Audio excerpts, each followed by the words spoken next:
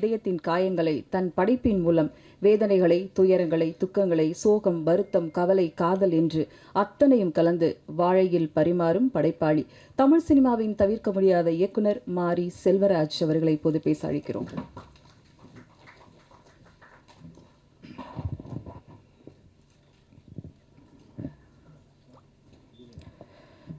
எல்லோருக்கும் வணக்கம். இப்போ ஜாலியாக சந்தோஷமாக இருக்குது. ஒரு என்ன சொல்கிறது,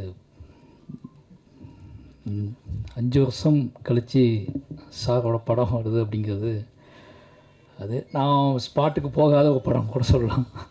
மற்ற எல்லா படத்துலேயுமே நான் வேலை பார்த்துருக்கேன். இந்த ஒரு படம் தான் வேலை பார்க்க முடியல அப்படிங்கிற வருத்தம். வேலைனா ஸ்பாட்டில் போய் பார்க்க முடியல அப்படிங்கிற வருத்தம். ரொம்ப என்ன சொல்கிறதுனா மைண்ட் ஃபுல்லாக ரொம்ப சந்தோஷமாக இருக்குது. இந்த பறந்து போவை பற்றி 7 கடல் 7 மலை முன்னாடியே ரெடி ஆனாலும் பறந்து போ ரிலீஸ் ஆகுது அப்படின்னு எனக்கு ஒரு ஆசை இருந்துச்சு. எனக்கு சார் ஜாலி மூடில் ஒரு படம் பார்க்கணும்னு சொல்லிட்டு அது பறந்து போ முன்னாடி வர்றது இன்னும் சந்தோஷம். இந்த என்ன எப்படி பேசுனது தெரில, ரொம்ப பதட்டமாக தான் இருக்குது. பட் ஒரு ஹாப்பி, ரொம்ப சந்தோஷமாக இருந்த ஒரு மைண்ட் இருக்கும்ல அந்த மாதிரி இருக்குது. ஏன்னா சார் அடிக்கடி சீரியஸாகவே டிஸ்கஸ் பண்ணுற மாதிரி ஒரு ஃபீல்டு இருக்குல்ல. ஆனால் நாங்கள் பயங்கரமாக ஜாலியாக டிஸ்கஸ் பண்ணுற விஷயங்கள் வெளியே வர மாட்டேங்குது அப்படின்னு ஒரு வருத்தம் இருக்கும். ஏன்னா எனக்கு அதிகமாக காமிச்ச படம் காமெடி படங்கள் தான் கண்டிப்பாக ஒன்றா சேர்ந்து பார்ப்போம். அதிகமாக பார்த்த படங்கள் காமெடி. அது மிட் நைட் ஆகிட்டுனாலே அந்த சிடிஎஃப்லாம் உள்ளே லாக் பண்ணி வச்சு எடுத்து சொல்லுவார். எடுத்து வச்சோம்னா ஃபுல்லாக காமெடி படமாக தான் இருக்கும். மைக்கேல் மேலே காமராஜா, அது ஒரு கிட்டத்தட்ட 100 தூரம் பார்த்துக்கணும் நினைக்கிறேன் அந்த படத்தை. மைக்கேல் மேலே காமராஜா, பஞ்சதந்திரம்.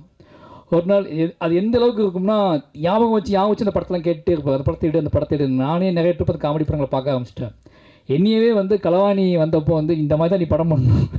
ஏன்னா விழுந்து சிரிச்சாங்க அந்த படத்துக்கு, களவாணி படத்துக்கு. டே இப்படி படம் பண்ணிவிடுவாடா, எப்படி இப்போ ஆடியன்ஸ் எப்படி என்ஜாய் பண்ணுறாங்க இப்போ அப்படின்னு சொல்லிட்டு அவருக்கு அந்த மாதிரி ஒரு ஆசை பயங்கரமாக.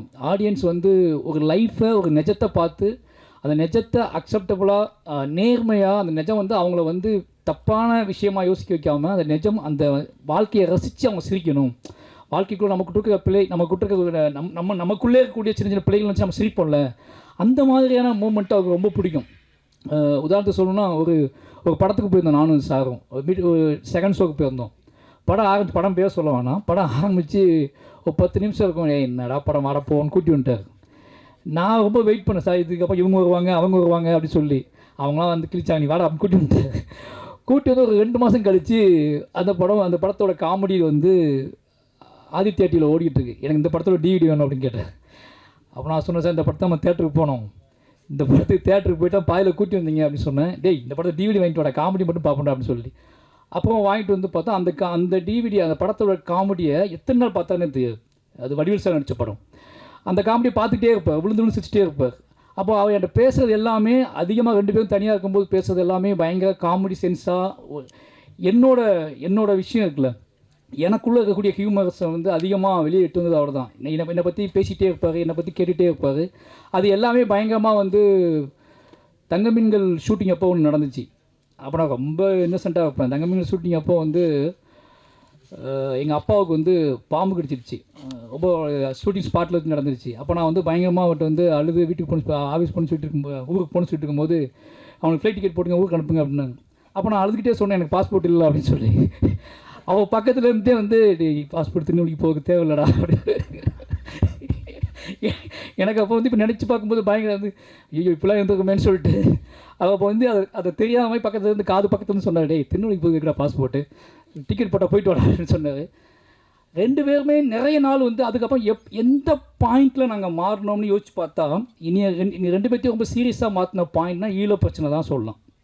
ஈழ இஷ்யூஸ் நடக்க ஆரம்பிச்சதுக்கப்புறம் தான் அந்த இரவுகள் தான் அரசியல் அதிகமாக. அதுக்கு முன்னாடி வரைக்கும் என்கிட்ட இருந்து இன்னசென்ட் கிராமத்தோட வாழ்க்கை, கிராமத்தில் நான் பண்ணுற சேட்டைகள், நீ என்னெல்லாம் பண்ணியிருக்கேன்னு சொல்லி 2 பேரும் அதை பற்றியே பேசி இப்படி ஒரு வாழ்க்கையை நான் வாழலடா, இந்த வாழ்க்கையில் இவ்வளோ சந்தோஷம் இருக்கா, ஜாலி இருக்கான்னு சொல்லி பேசிகிட்டு இருக்கும்போது 2009 சினிமாவே வேண்டாண்டா அப்படிங்கிற அவரோட அந்த ஈழத்தோட பாதிப்பு உச்சம் அவரை வேற ஒரு பக்கம் திருப்பிச்சு. சினிமாவை தாண்டி இந்த இனம் இந்த மொத்த இஷ்யூஸும் அவர் ரொம்ப டிஸ்டர்ப் பண்ண ஆரம்பிச்சிச்சு. அப்போ தான் முதலாக 2 பேரும் அவர் மனசை விட்டு அரசியல் பேச ஆரம்பிக்கிறார். அப்போ அவர் இவ்வளோ காத்திரமான அரசியல் பேசுகிறத நான் அப்போ தான் ஃபஸ்ட் டைம் பார்க்குறேன். அந்த இரவுகள் தான் டோட்டலாக என்னோடய படங்கள் என்னோடய சினிமா கேரியரே மாற்றுது. அந்த 2009 அவர் பேசுனதுக்கப்புறம் டோட்டலாக டோட்டலாகவே 2 பேரும் பேசி சந்திக்கிற ஆட்கள், பேசுகிற ஆட்கள், சினிமா கூட வேணாண்டா, ஏதாவது பண்ணி ஆகுண்டா அப்படின்னு சொல்லிட்டு விடிய பேசிகிட்டே இருப்போம். அப்படி தான் அரசியல் வந்துச்சு. அந்த அரசியல் பாயிண்ட் ஆஃப் வியூவில் நான் கதைகள் சொல்ல ஆரம்பித்தேன். அந்த கதையில் கேட்டுட்டு அவர் இன்னும் அப்போ இதெல்லாம் பண்ணுமாடா, இதை பண்ணுடான்னு சொல்லி என்னை ட்ராக் மாற்றி விட்டது இந்த விஷயத்தினால தான். இல்லைனா நான் கண்டிப்பாக ஒரு வில்லேஜ் ஹியூமரான களவாணி மாதிரியான வில்லேஜ் ஹியூமரான படங்கள் நிச்சயமாக அவர் விரும்பக்கூடிய ஸ்டைலில், அவரை நம்பக்கூடிய, இல்லை அவரை சிரிக்க வைக்கக்கூடிய ஸ்டைலில் படங்கள் பண்ணியிருப்பேன். ஏன்னா அவருக்கு என் படத்தில் சிரிப்பு, நான் உன் படத்தை பார்த்து சிரிக்கணும்னு நினைக்கிறேன்டா அப்படிம்பார். அதுக்கப்புறம் என்ன நினச்சிக்குவாருன்னா, வாழை தான் ரொம்ப சிரித்து பார்த்தாரு. நான் நீ நினச்சி பயங்கரமாக சிரித்து பார்க்கறேன்டா, சிரிக்கிறது அவருக்கு ரொம்ப பிடிக்கும், சிரிச்சுக்கிட்டே இருக்கணும்னு நினைப்பார். இப்போ என்னென்னா என் பையனை பற்றி பேசி பயங்கரமாக அவன் என்ன பண்ணான், வீக்லி ஒரு டைம் ஃபோன் பண்ணி அவன் என்ன பண்ணான், அவனை அனுப்பிவிடுன்னு சொல்லிட்டே இருப்பார். எனக்கு ரொம்ப ஆசை. சார் மையனை பற்றி நிறைய கதைகள் சொல்லுவார். நம்ம எப்போ இவட்ட இந்த பில்டப் பண்ணி இந்த கதையெல்லாம் சொல்கிறது, ஒரு அப்பாவாயிட்டோம், நம்ம அப்பாவாயிட்டோம் அப்படிங்கனால நம்ம எப்போ இந்த மாதிரி கதையெல்லாம் சொல்கிறத அவட்ட, இவன் இப்படி பண்ணான் சார், அப்படி பண்ணான் சார். எனக்கு அந்த மாதிரி ஆசை. ஏன்னா லைஃப்பில் ப்ரைடாக கதை சொல்லவே இல்லை. நம்ம ப்ரைடுனா நாம் பையன் தான் நம்மளோட ப்ரைடு நினைப்போம்ல. என்னடா லைஃப்பில் ப்ரைடாக கதை சொல்லவே இல்லையா, பையன் இப்படி பண்ணா அப்படி பண்ணான்னு சொன்னால் அது பயங்கர சந்தோஷமாக இருக்கும்ல அப்படின்னு வெயிட் பண்ணிகிட்டே இருந்தேன். இப்போ அவன் சாரை வச்சு தான் நீ ஓட்டுறான், ஆல் அப்பாஸ் லையர்னு சொல்லி இந்த வார்த்தையை எடுத்துக்கிட்டான். எது எப்போ எடுத்தாலும் அதை கூப்பிட்டு கேட்டுகிட்டே இருப்பான். சார் லைஃப்பில் நடந்த மாதிரி, சார் சொல்கிற கதைகள் மாதிரி நமக்குலாம் எப்போ நடக்குமா, எனக்கு வாய்ப்பு இருக்கா அப்படி யோசிச்சுட்டு இருக்கும்போது, இப்போ சமீபத்தில் சார் ஃபோன் அடிச்சுட்டு ஜப்பான் போயிருந்தேன். அப்போ அடிக்கடி ஃபோன் அடிச்சுட்டு, இப்போ ஜப்பானில் எங்கே போனேன், எதை பார்த்தேன், மிஸ்கின் அம்மாக்கி அக்கிராக வருஷாவை கல்லறைக்கு போ அப்படிலாம் சொல்லிட்டு இருந்தார். அப்போ அந்த ஒரு பாட்டு சிங்கிள் ரிலீஸ் பண்ணியிருந்தார். அந்த பாட்டு நான் பார்த்துட்டு அவரை பேசிக்கிட்டு நான் காரில் வந்துட்டுருக்கேன் ஜப்பானில். அப்போ என் பையனை ரூமில் டயர்டாக இருந்தாலும் தூங்க போட்டு நான் ஃப்ரெண்டு வீட்டுக்கு, ஜப்பானில் ஒரு ஃப்ரெண்டு ஒருத்தர் பார்க்கறதுக்காக போயிருந்தோம். அவன் மட்டும் தூங்கிட்டு தான் நாங்கள் ஃபேமிலி, அவனையும் அவனோட பாட்டியும் தூங்க வச்சுட்டு நாங்கள் ஃபேமிலியாக ஜப்பான் ஃப்ரெண்டு வீட்டுக்கு போயிருந்தோம். போய் பார்த்துட்டு பேசிவிட்டு ஒரு நைட்டு ஒரு 10:30 மணி 11 மணிக்கு வந்துகிட்டு இருக்கோம். காரில் ஃபோன் வருது, பையனை காணும் அப்படின்னு சொல்லிட்டு. ஜப்பானில் எப்படா காணாமல் போவான், ரூமில் தூங்கிட்டு இருந்தவன்னு சொல்லிட்டு பயங்கரமாக எனக்கு என்ன ரியாக்ட் பண்ணுறதுனே தெரில. அப்போ தான் அந்த பாட்டு ரிலீஸ் பண்ணியிருக்காரு. அவன் கதவை கேட்டுக்குள்ளே பூட்டி போட்டு வெளியே ஓடுறது ஷாட்டு. அதை பார்த்துட்டு தான் பேசிட்டு வந்துருக்கோம் காரில்.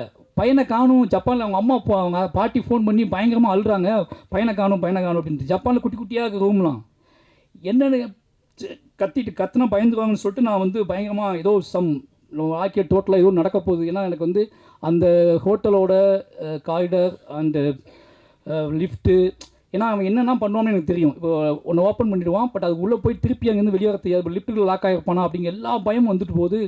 வாழ்க்கையில் ரொம்ப நாள் கழித்து ஒரு பெரிய துன்பத்துக்கு தயாராக போகிறோம் அப்படிங்கிற பயத்தில் நான் வேகமாக அங்கேருந்து ஓடி வரேன். ஜப்பான் ஹோட்டலுக்கு ஓடி வரேன்.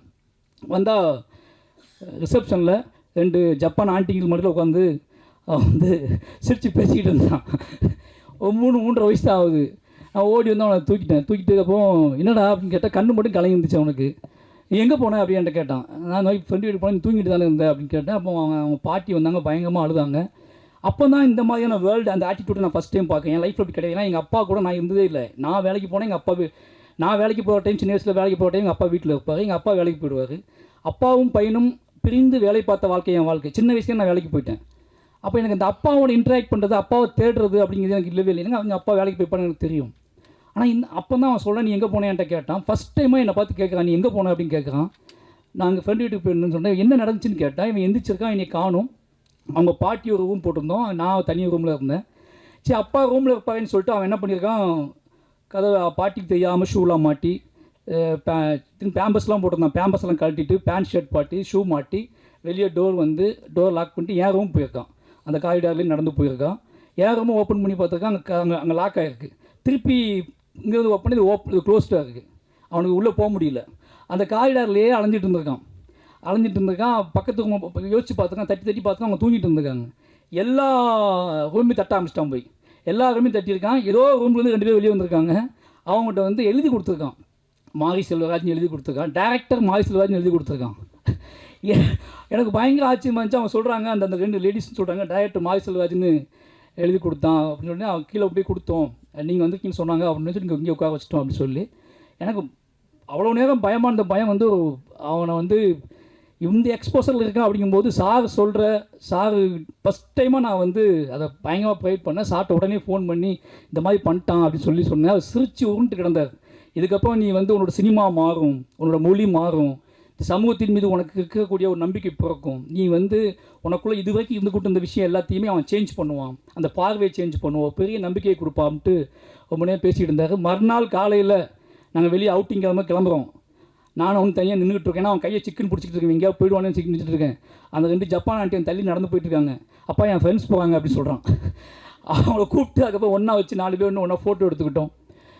அப்போ தான் எனக்கு புரிஞ்சிச்சு, அப்பா நம்ம இந்த லைஃப் நம்ம வாழலை அப்படின்னு சொல்லிட்டு. இப்போ இந்த படம் பார்க்கும்போது எனக்கு அப்படி தான் தோணுது. சார் பிறந்து படம் பார்த்துட்டாரு, கதை சொல்லும்போது எல்லாமே எனக்கு வந்து என்ன தோணுச்சுன்னா, மயன் ஞாபகத்துக்கு வந்துட்டே இருந்தேன். சாரோட பையன், இது சாரோட பையன் கதையாக நான் எடுத்துக்கிறதா, இல்லை சார் என்னெல்லாம் பண்ணியிருப்பான்னு யோசிப்பேன்ல. ஏன்னா சார் அப்பா என்கிட்ட ரொம்ப பேசுவார். அப்போ சாரோட அப்பா என்ன பேசும்போது இது சாரோட கதையாக எடுத்துக்கிறதான ஒரு டவுட் இருக்குது எனக்கு. ஏன்னா அவர் லைஃப் இப்போ இல்லை, நம்ம இப்போ தான் அந்த லைஃப் வாழ்கிறோம். எங்கள் சார் வந்து அவர் சின்ன பையனாக இருக்கும்போது இந்த லைஃப் தான் வாழ்ந்துருக்காரு.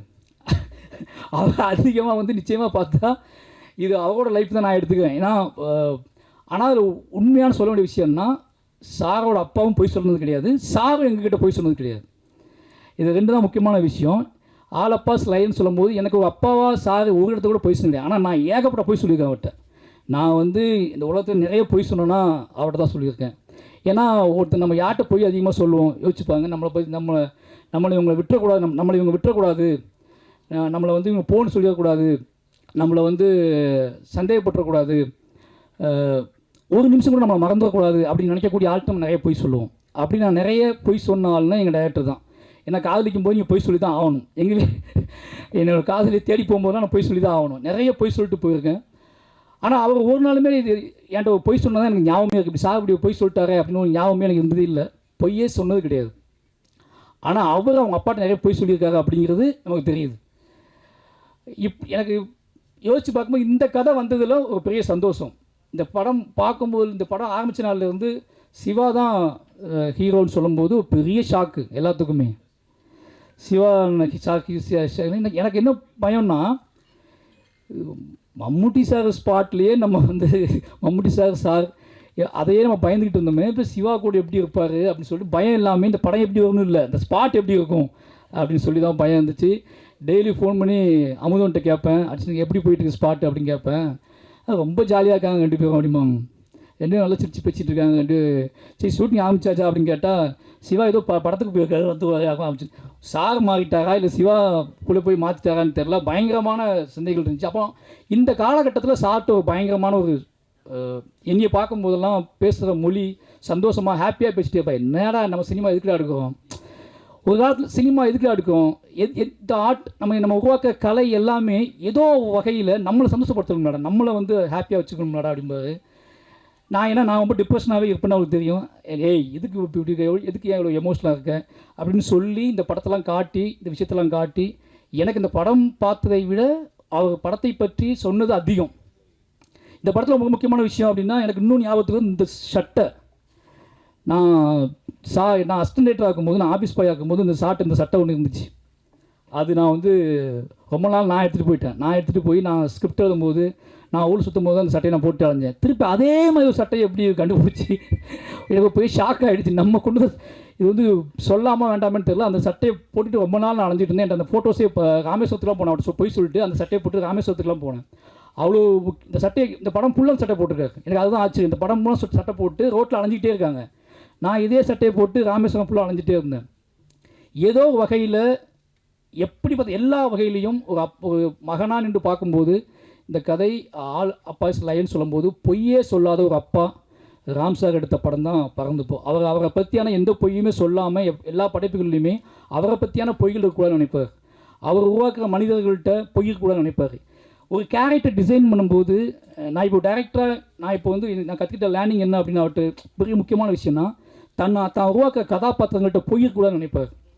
அது ரொம்ப ஒரு பாலபாடமாக எனக்குள்ள ஓடிட்டே இருக்கும். அவன் இப்படின்னா அப்படியே அவன் சொல்லக்கூடிய அதை காட்டக்கூடிய வல்லமை, அதை காட்டக்கூடிய துணிச்சல் உனக்கு இருக்கணும்.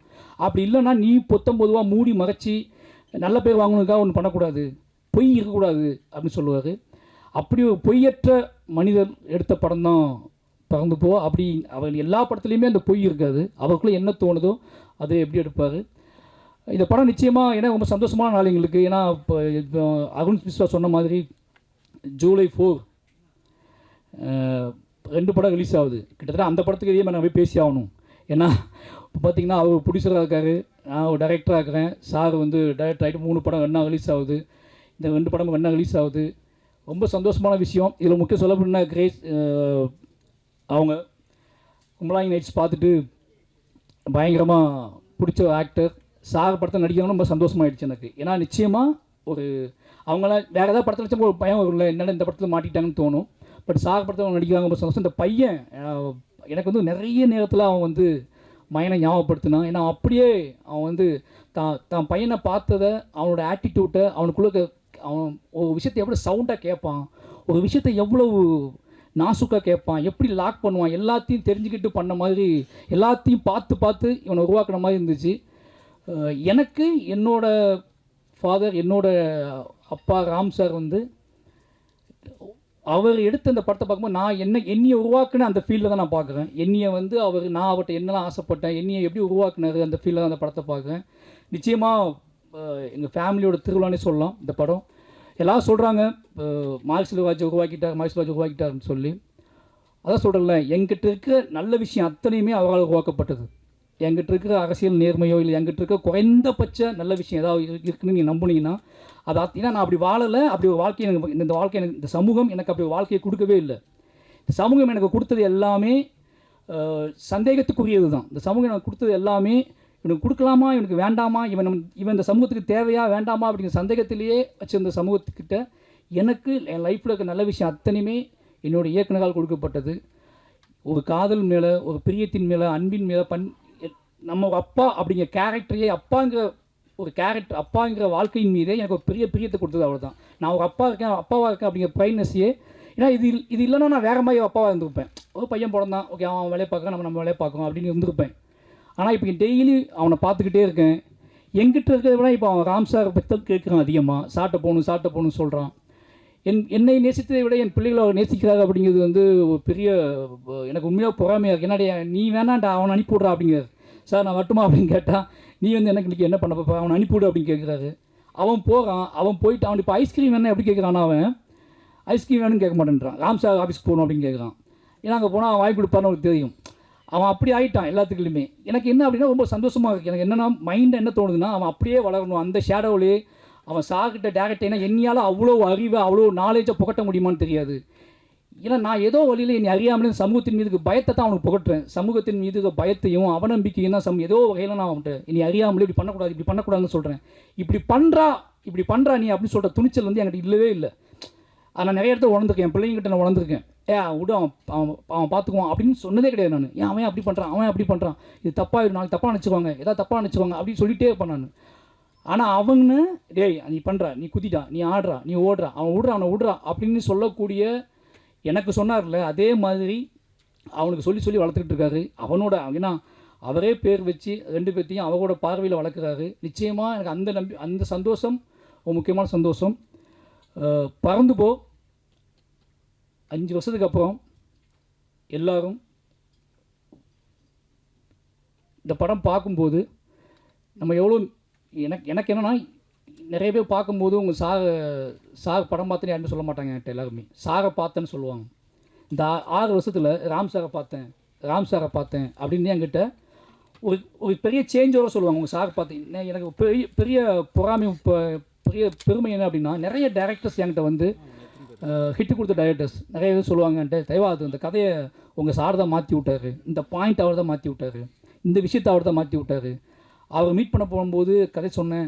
அப்போ இதுதான் எனக்கு பயங்கர இந்த 5 வருஷம் படம் பண்ணாமல் இருந்தது, ரிலீஸ் ஆகாமல் இருந்ததை விட எவ்ரி டைரக்டர்ஸ் எல்லாருமே வந்து நீ பார்க்கும்போதெல்லாம் உங்கள் டைரக்டரை மீட் பண்ணேன், கொஞ்சம் ஓப்பன் ஆகிடுச்சு, கொஞ்சம் ஃபோக்கஸ் ஆகிடுச்சு அப்படி சொல்லும்போது அது ஏதோ வகையில் அவர் வந்து பயங்கரமாக வெளியே போய்கிட்டே இருக்கார், எல்லாத்தையும் கடந்து போய்கிட்டே இருக்காருன்னு சொல்கிறதுக்கு இல்லை. இப்போ வரைக்கும் அந்த படம் வந்து அவர் 5 வருஷம் கழித்து வந்தால் கூட இப்போ வரைக்கும் ராம் அப்படிங்கிற ஒரு ஆளுமையின் மீது ஒரு பெரிய நம்பிக்கையும் மரியாதையும் எதிர்பார்ப்பையும் வச்சிருக்க இந்த தமிழ் சமூகத்துக்கு என்னோடய இயக்குநர்கள், உதவி இயக்குநர்கள் சார்பாக நன்றி சொல்லிக்கிறேன். ஏன்னா எல்லாருமே உங்கள் சாகப்படம் எப்போங்க வரும், உங்கள் சாகப்படம் எப்போங்க அவன்னு கேட்டே இருப்பாங்க.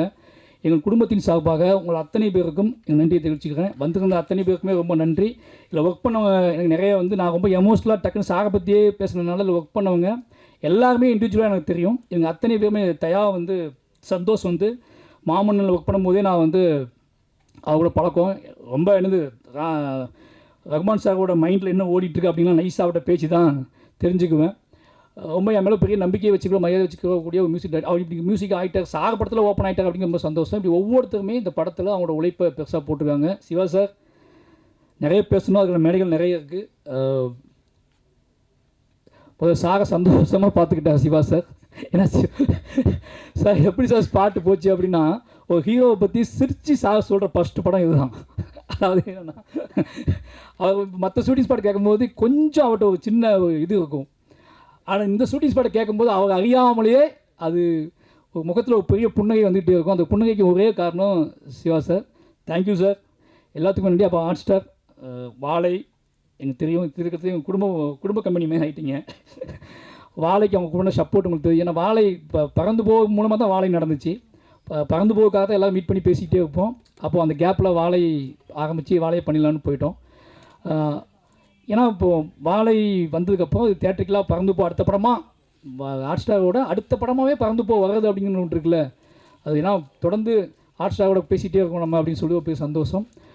இந்த சாத்தியப்படுத்திய பிரதீப் சார், நரன் எல்லாத்துக்குமே ரொம்ப நன்றி. நிச்சயமாக இது ஒரு சினிமா என்ன சொல்கிறது, ஒரு சினிமா எப்படி இருக்கணும், ஒரு சினிமா வந்து ஏன் பார்க்கணும், ஒரு சினிமாக்குள்ளே இருந்துட்டு நம்ம வெளியே போகும்போது என்ன மாதிரி உணர்வோடு போகணும். ஒரு இவ்வளோ வயசானதுக்கப்புறம் இவ்வளோ கிட்டத்தட்ட 50 வயசு ஆயிடுச்சு அவருக்கு. 50 வயசானதுக்கப்புறம் அவள் நினைக்கக்கூடிய ஏங்கக்கூடிய விஷயம் என்னென்னு இருக்குல்ல, அவள் ஏங்கக்கூடிய விஷயம் என்னென்னு இருக்குல்ல, எங்ககிட்ட என்ன ஏங்குறாரோ அதுதான் மொத்த தமிழ் சமூகத்துலையுமே அவன் ஏங்குவார். அப்படியான படமாக பறந்து போயிருக்கும். பறந்து போய் நிச்சயமாக உங்களை சந்தோஷப்படுத்தும். வந்திருந்த எல்லாத்துக்கும் நன்றி. நிச்சயமாக அந்த படத்தை நீங்கள் வந்து பொதுமக்கள்கிட்ட கொண்டு போகணும். என்னையை எப்படி உங்களுக்கு நல்லா தெரியும், என்னையை நீங்கள் அதிகமாக கொண்டு போய் சேர்த்தது மீடியா தான். அதுக்கு ஒரே காரணம் ராம் சார் என் மேலே காட்டுற பிரியத்தினால தான் நீங்கள் வந்து பொதுவாக என்னோட போர்ட்ரேட் அப்படிங்கிறது ராம் சார் எனக்கு காட்டுற பிரியம் தான். உங்களுக்கு தெரியும், எனக்கு நிறைய பேர் என் மேலே மரியாதைக்கு ஒரே காரணம் ராம் சார் மாதிரி ஒரு ஆளுமை. மாரி செல்வராஜ் எவ்வளோ நம்புகிறாரு, மாரி செல்வராஜுக்காக எவ்வளோ பிரியப்படுறாரு. இந்த போர்ட்ரேட் தான் வந்து என்னோட கதைகளை என் கதைகள் மீது ஒரு நம்பிக்கைத்தன்மை ஏற்படுத்திச்சு.